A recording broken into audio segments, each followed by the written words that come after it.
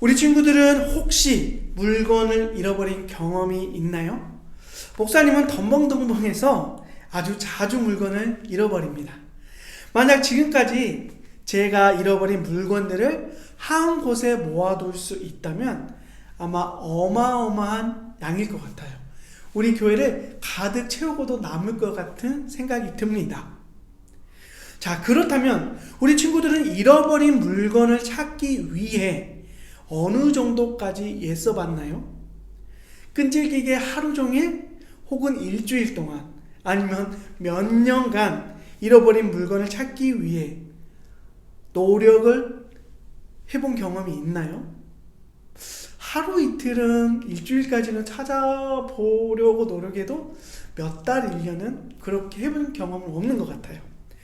우리는 어떤 물건을 잃을 때 그것을 찾기 위해 항상 최선을 다하지는 않아요. 왜 그럴까요?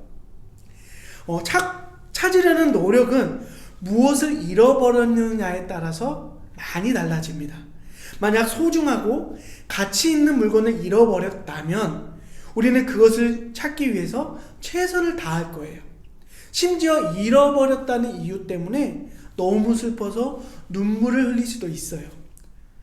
그리고 만약 소중한 물건을 다시 찾는다면 그 기쁨은 이루 말할 수 없을 겁니다.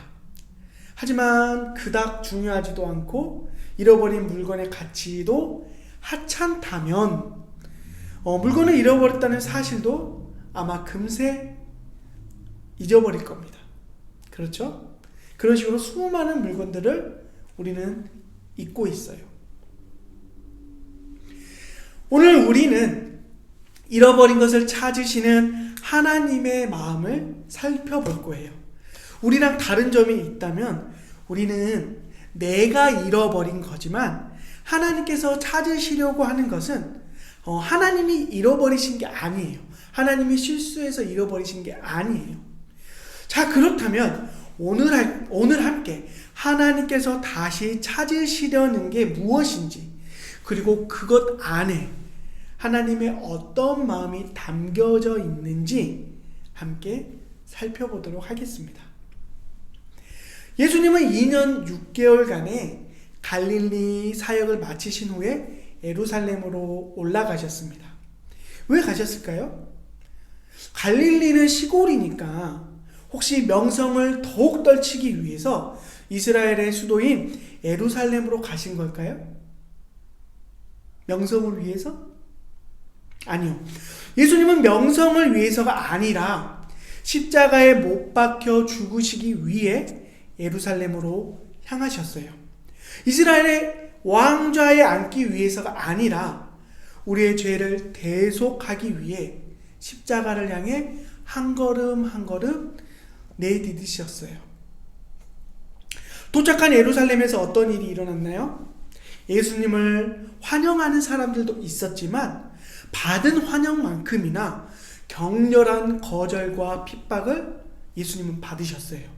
예수님을 거부하는 사람들이 돌을 던져 예수님을 죽이려고까지 했죠.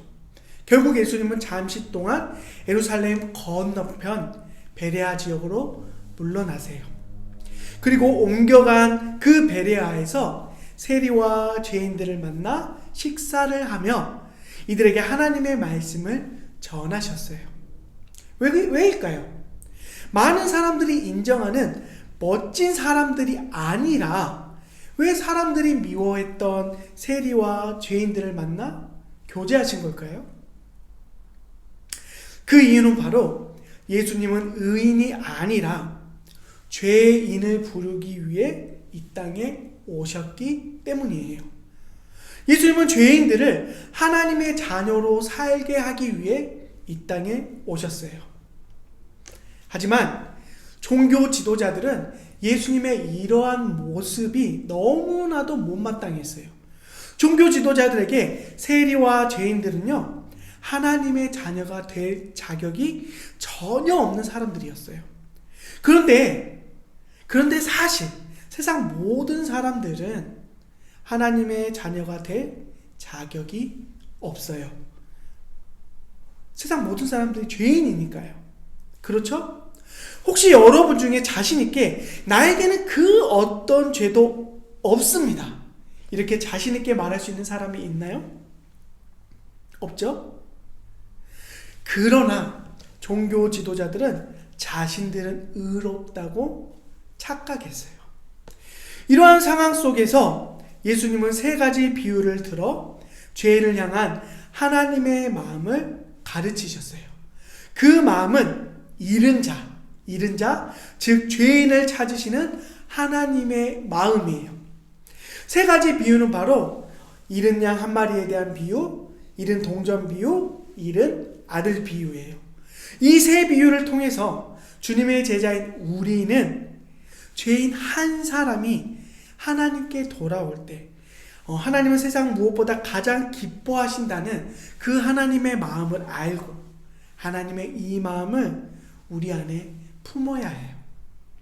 사실 하나님의 이 마음은 가장 먼저 여러분을 향한 마음인 거예요. 왜 그렇죠? 바로 저와 여러분이 하나님이 찾으시는 죄인이기 때문이죠. 저 사람만이 죄인이 아니라 나 또한, 우리 또한 예수님을 통해 구원받아야 하는 하나님의 자녀임을 잊어서는 안 돼요. 우리 소단교회 친구들도 예수님께서 말씀하시는 그 하나님의 마음을 먼저 누릴 수 있기를 축복합니다. 예수님은 우리 친구들을 다시 찾기 위해 이 땅에 오셨어요. 다시 찾기 위해 예수님의 생명까지 다 포기하셨어요.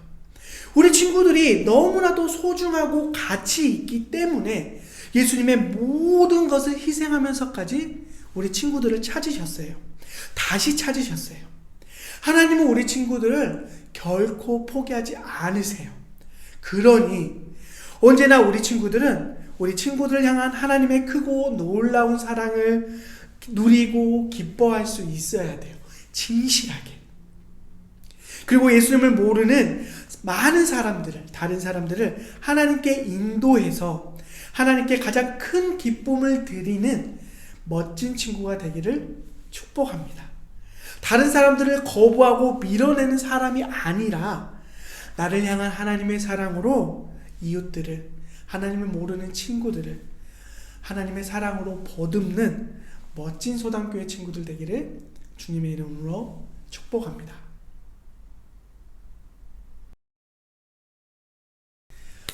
신앙생활을 할 때 언제 여러분은 희열을 느끼십니까? 보통 간절한 기도 제목들이 응답받을 때 우리는 큰 감격을 받기도 합니다. 하지만 성도에게 가장 큰 기쁨은 하나님의 뜻과 자신의 뜻이 일치할 때 아주 그냥 막 소름이 돋아요. 그렇죠? 주님과 하나 되는 경험보다, 그런 감정보다 하나님의 백성들에게 더 큰 감격을 주는 경험은 없습니다. 지난주에 자기 십자가에 대해서 살펴봤습니다. 자기 십자가는 주님으로부터 배운 제자도이며 제자도에 충성할 때 경험하게 되는 모든 고난과 거절이라고 말씀드렸습니다. 이 모든 것들은 주님과 공유하는 경험입니다. 공유하는 경험입니다. 이런 경험들을 할 때 우리는 주님과 하나됨을 느끼고 누릴 수 있습니다. 주님의 가르침을 하나하나 실천하기 위한 몸부림을 다르게 표현한다면 주님과 더욱 하나 되는 과정이며 주님을 더욱 닮아가는 과정입니다. 그런데 주님과 공유하는 경험은 행동에 관한 것만이 아니에요. 마음에 관한 것 또한 주님과 공유하는 경험입니다. 하나님과의 관계 안에서 주님이 느꼈던 모든 희노애락의 감정 또한 우리가 이 땅에서 누리고 채워야 할 공유하는 경험이라는 거죠. 우리에게는 주님과 공유해야 하는 감정이 있습니다. 오늘 본문에서 주님은 이 감정에 대해서 우리에게 말씀하십니다. 어떤 감정입니까? 바로 잃은 것을 간절히 찾는 마음입니다. 잃은 것을 찾을 때 경험하게 되는 기쁨의 감정을 저와 여러분이 누리기를 하나님은 원하시는 거예요. 우리 안에 이 감정이 소망되어지고 넘치도록 채워지기를 주님은 바라고 계십니다. 잃은 것을 찾기 위해서 주님은 이 땅에 오셨어요. 잃은 것, 즉 죄인을 찾는 것이 주님의 사명이었습니다. 그리고 이 사명은 우리가 주님과 함께 공유해야 하는 사명입니다. 단순히 감정만으로 끝나고 말 것이 아니라요. 이로 인한 모든 고난과 거절을 각오해야 하는 사명입니다. 사도 바울은 고백합니다. 내가 달려갈 길과 주 예수께 받은 사명, 곧 하나님의 은혜의 복음을 증언하는 일을 마치려 함에는 나의 생명조차 조금도 귀한 것으로 여기지 아니하노라. 그리고 바울은 자신의 제자 디모데에게 이렇게 말했습니다. 너는 전파하라. 때를 얻든지 못 얻든지 항상 힘쓰라. 잃은 자를 찾기 위한 간절한 몸부림은 주의 제자인 우리 안에 확인되어야 하는 경험입니다. 소수의 전도자와 선교사들만의 그런 몫이 아니라 모든 주의 제자들의 사명이라는 거예요. 몫이라는 거예요. 그러나 오늘 함께 읽은 본문에서 종교 지도자들은 잃어버린 자, 죄인과 함께 있는 예수님을 못마땅했습니다. 수군거렸어요. 뒤에서 수군거렸어요. 근데 이 수군거리라는 단어가요, 들리지 못하게 조용히 이렇게 소소근하는 게 아니라요. 일부러 들리게 하기 위해서 불평하라는 뜻을 가지고 있어요. 그러니까 직접적으로 예수님께 불만을 나타내고 예수님을 비난한 거예요. 종교 지도자들 입장에서 보면 예수님의 이러한 행동들은 매우 이상한 행동이죠. 예수님을 향해서 비난하는 것은 종교 지도자들 입장에서는 정당한 거예요. 자연스러운 일입니다. 종교 지도자들의 눈에는 세리를 포함한 여러 죄인들은 상종 못할 사람들이었습니다. 죄인들에게 하나님의 말씀은 돼지목의 진주, 목걸이와 같다고 생각했고요. 죄인들은 결코 하나님의 백성이 될 수 없는 사람이라고 생각한 거죠. 그런데 여러분, 죄를 미워하는 게 잘못입니까? 종교 지도자들이 싫어했던 사람들은 분명 죄인이 확실했습니다. 맞아요. 세리들은요, 로마 정부를 위해서 일하면서 백성들을 착취했고,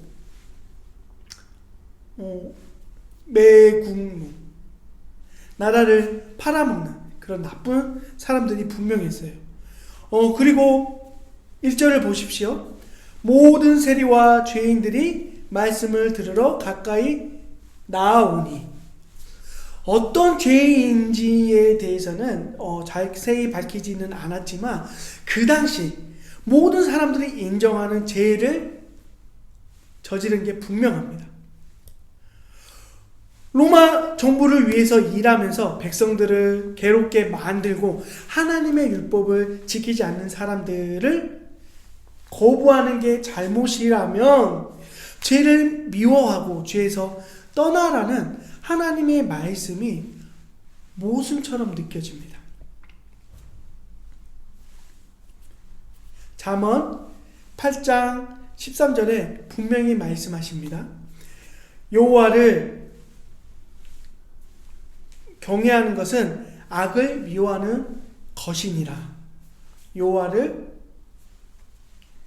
경외하는 것은 악을 미워하는 것이니라. 아모스 5장 15절을 보십시오. 너희는 악을 미워하고 선을 사랑하며, 악을 미워하고 선을 사랑하며, 나라를 사랑하고 하나님의 법을 지키기 위해서 최선을 다하는 종교 지도자들은 자신들이 예수님으로부터 비난받는 그런 상황을 이해하기 어려웠을 겁니다. 그러나 종교 지도자들의 문제는 그들에 대한 예수님의 평가를 통해서 우리가 알 수 있습니다. 누가복음 18장 9절을 보십시오. 또 자기를 의롭다고 믿고 다른 사람을 멸시하는 자들에게 이 비유로 말씀하시되, 여기서 다른 사람을 멸시하는 자들이 바로 바리새인과 서기관과 같은 종교 지도자들이었습니다. 이들은 자신들이 완벽히 의롭다고 착각했어요. 자신들은 세상 사람들과 완전히 다른 존재라고 생각했습니다. 그러니 이들에게 회개니 하나님의 은혜니 죄사 구원이니 이런 말들은 자신들과 아무 상관없는 것들이었던 거죠. 죄를 미워하고 의를 사랑하는 것은 옳은 행동이 확실합니다. 하나님의 백성이라면 누구나 그리해야 합니다. 그러나 종교 지도자들은 하나님을 경외한 것이 아니라 자신의 의에 도취되어 있었던 거예요. 이것은 하나님의 하나님의 죄 사함과 구원의 손길을 아주 점잖게 거부한 거예요. 교만이죠. 잠언 16장 5절을 보십시오. 무릇 마음이 교만한 자를 여호와께서 미워하시나니. 마음이 교만한 자를 여호와께서 미워하시나니. 종교 지도자들은 하나님 앞에서 고상하게 교만의 코를 이렇게 세운 거예요. 이것은 하나님께서 가장 싫어하시는 모습입니다. 이들은 하나님의 이름을 불렀지만 자신들에게는 하나님의 은혜, 하나님의 죄 사함의 은혜가 필요 없다고 생각했습니다. 종교 지도자들은 종교 지도자들의 교만과 착각이 자신들뿐만 아니라 사람들을 하나님께 나오지 못하게 막았습니다. 감히 너 같은 죄인이 하나님께 예배드리기로 와? 미친 거 아니야? 부정 타니까 썩 꺼져버려. 다시는 여기 올 생각하지 마. 이런 식으로 죄를 회개하고 하나님께 돌아오려는 많은 사람들을 막았습니다. 회개와 회복의 기회를 뺏었습니다. 이것은 하나님의 기쁨을 뺏은 것과 같습니다. 오늘 본문에서 주님께서 분명히 말씀하셨어요.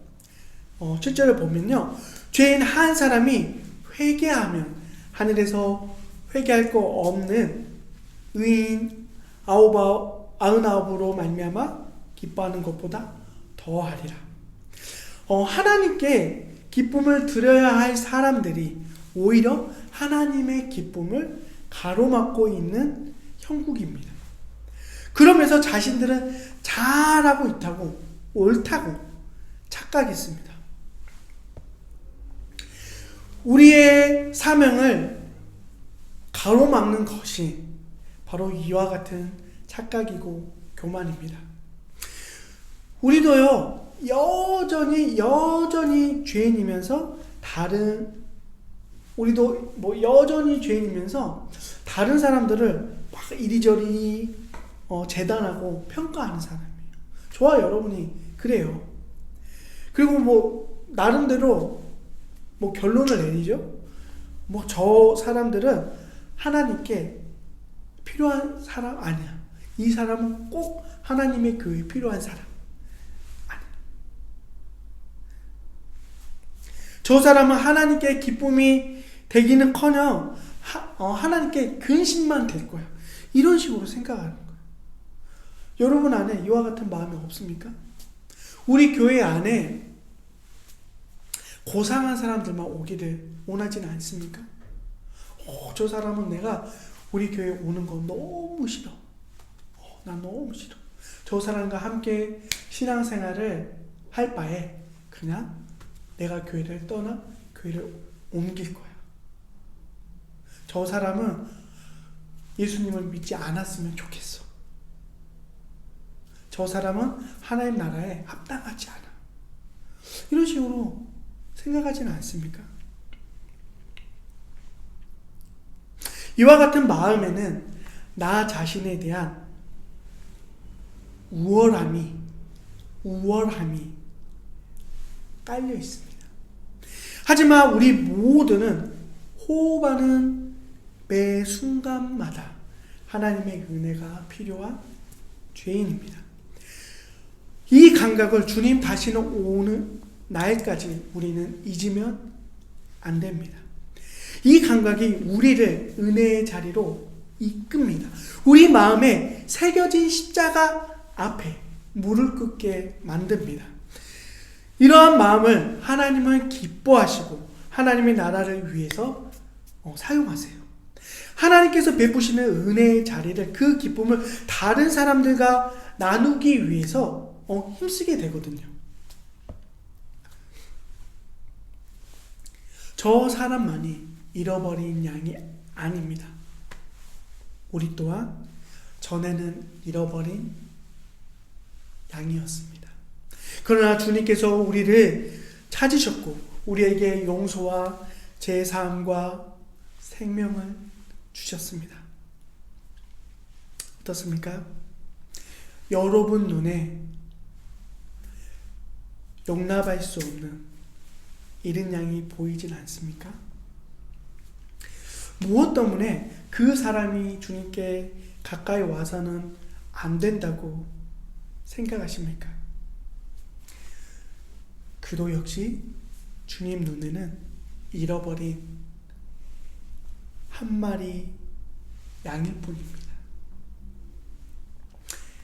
저희가 주님께 잃어버린 양이었던 것처럼 말입니다. 잃어버린 그 한 마리의 양이 99마리를 합한 것보다 더욱 가치 있다고 말씀하는 게 아니에요. 잃어버린 한 마리를 찾기 위해서 99마리를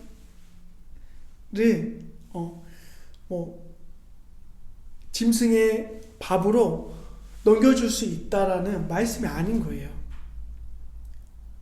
99마리 양도 소중하죠. 소중해요. 근데 이 말씀은 99마리 양을 두고 한 마리 잃어버린 양을 찾기 위해서 이 말씀은 99마리 양만큼 잃어버린 한 마리의 양도 소중하다는 뜻입니다. 저와 여러분이 하나님께 중요하듯 우리가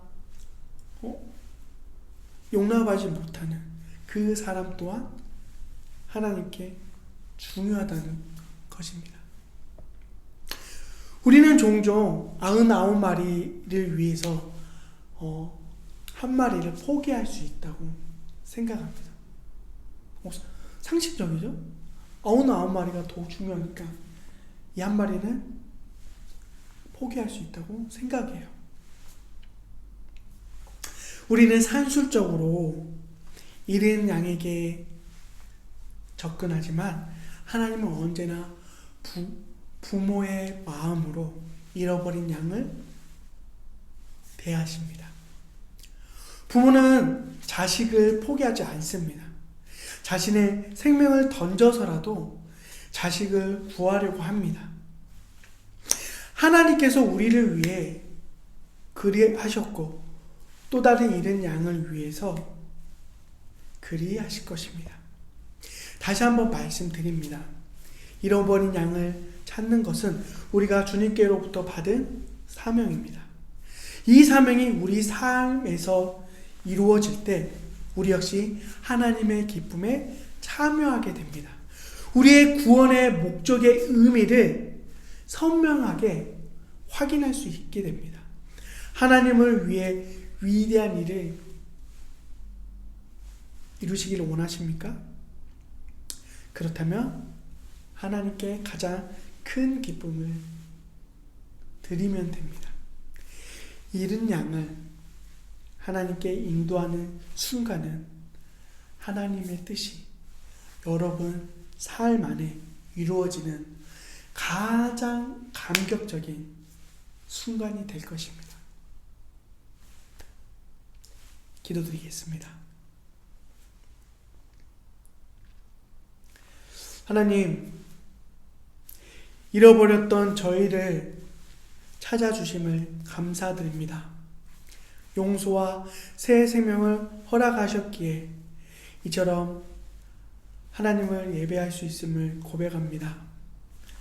하나님의 뜻이 우리 삶에 이루어지는 감격적인 순간을 경험하기를 원합니다. 매 순간 하나님의 은혜가 필요하다는 겸손함과 감사로 하나님께 기쁨이 되는 삶을 살아가게 하여 주시옵소서. 그리고 하나님의 마음과 눈이 머무는 잃어버린 양을 하나님의 마음으로 바라보고 그들을 보듬고 인도할 수 있는 은혜를, 능력을 베풀어 주시옵소서. 돌아온 양으로 인해 기뻐하시는 하나님의 기쁨에 동참하는 삶을 살도록 우리를 이끄시며 우리를 사용하여 주시옵소서. 감사드리며 예수 그리스도 이름으로 기도드립니다. 아멘.